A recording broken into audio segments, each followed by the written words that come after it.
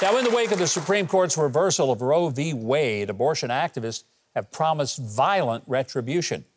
And they've already vandalized, even firebombed a handful of pro-life pregnancy centers all over the country. And you probably haven't heard too much about it in the news, have you? Well, my next guest is the CEO of CompassCare in Buffalo, New York, and his pregnancy center was one of those attacked by these extremists. Please welcome to the show, Reverend Jim Harden. Jim, great having you here. Thank you. It's an honor to be here, Governor. Thank you very much. I don't get it. I understand people are very passionate, and there are people who are pro-abortion, and they're very angry about the Supreme Court decision, which, by the way, was not about abortion. It was about the process of whether or not the court could federalize a law or whether it should be in the states. It really wasn't about the issue. But why attack a service that is provided to women for pregnancy testing, to help mothers with formula and diapers? That's what you guys do. It makes no sense to us why we were attacked and why there's been over 60 attacks nationwide. That's all we do is we try to help women who are facing a crisis, and we give them ethical medical care and comprehensive community support, and we do it all for free. Not a single dime is given to us by the state or federal government, and yet we are targeted by Jane's Revenge. Jane's Revenge is this pro-abortion terrorist group that took responsibility for our firebombing, and their motto is, if abortion isn't safe, then neither are you. That's pretty scary, Jim. I mean, you had to even think about your family's safety, right? Yeah, we had to relocate due to threats of intimidation for what they call doxing, trying to find out where the leaders live.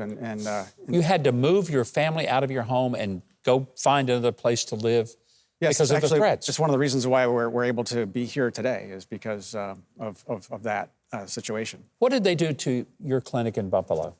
Well, on June 7th, early in the morning, I got a call from my regional executive in Buffalo, and he said, well, there's smoke emanating from the facility. When the police and fire rescue arrived, they found that the glass was broken in the windows and the fires were lit. Devastating, catastrophic damage. And on the side of the building was the signature scrawling of Jane's Revenge saying, Jane was here. Yeah, it was devastating. We saw the face of abortion that day. That was the sulfur of wickedness. You used the word, and I think appropriately, abortion terrorists, because that's what these folks are. These are not just people who are angry. These are people who are taking to violence and destruction. This goes beyond sophomoric vandalism. Oh. This is the kind of thing that could get someone killed. Exactly, and it's dangerous, it's violent, and they've escalated their threats. Not a single person has been arrested yet. No one? No one has been arrested across this country. And to add insult to injury, New York Governor Hochul signed a bill 6 days after we were firebombed, investigating us, not the arsonists. Why investigate you? Because we're in some kind of dystopian novel, I guess. I don't know. The only reason that they want to investigate pro-life pregnancy centers like us is because we don't provide or refer for abortion.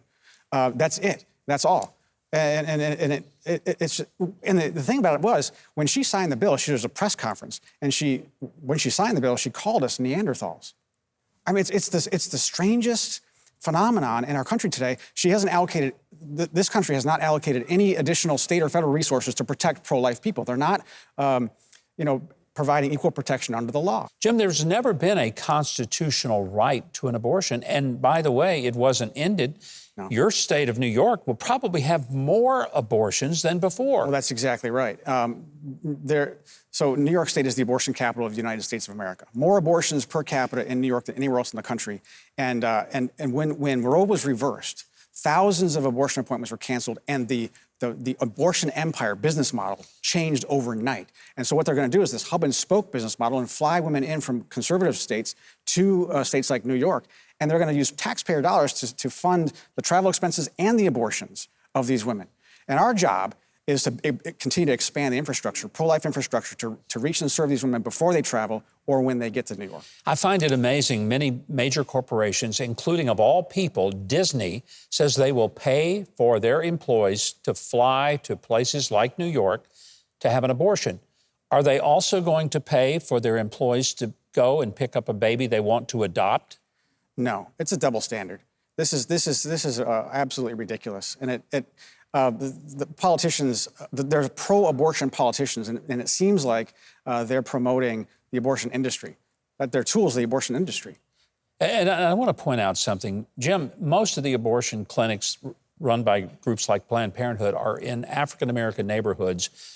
African-American babies are disproportionately aborted, and in New York, more black babies are aborted than are born. Exactly. That's hard to even get my arms around. In the not too distant future horizon, the black community will be devastated. It will not exist if this keeps up. That is just frightening. But thank God what you're doing, and you're still doing it, even in the face of the kind of danger and threats that you face. We're grateful for that. Please head over to Huckabee.tv. Get more information on Jim Harden and CompassCare. They're doing great work. They don't get a dime from the state or federal government. They only get support from folks like you. So I hope you'll help them.